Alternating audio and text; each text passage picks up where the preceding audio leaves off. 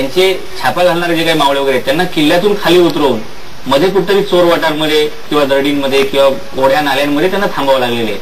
आणि मिर्झाच्या या शहाला प्रतिशय म्हणून महाराजांनी काय केलेलं आहे की सिंहगडला ज्यावेळी मोर्चे लावायची वेळ आली की त्या सरदारांनी रात्रीचे मोर्चे लावले आणि पहाटेपर्यंत त्याच्या तळावर एवढा मोठा छापा पडला गनिमी काव्याचा की सकाळी तो रडत परत पुरंदरकडे मिर्झाकडे आलेले सांगितले मराठ्यांनी सगळंच माझं लुटून नेलेलं आहे.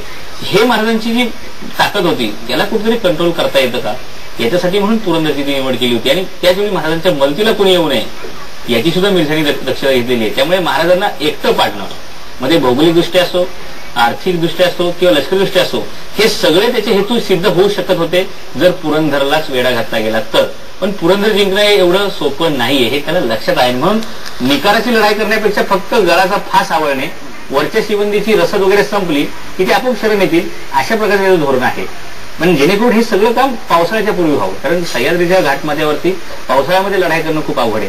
आणि म्हणून मिर्झा राजाने ताबडतोब मोर्चे लावलेले आहेत. त्याच्या जागी शाहिस्ते खान किंवा इतर कोणी असता तर त्यांनी 3-4 महिने वेळ घेतला असता आणि मग मोर्चे लावले असते. पण मिर्झांनी एकही दिवस त्यात वाया घालवलेला नाही.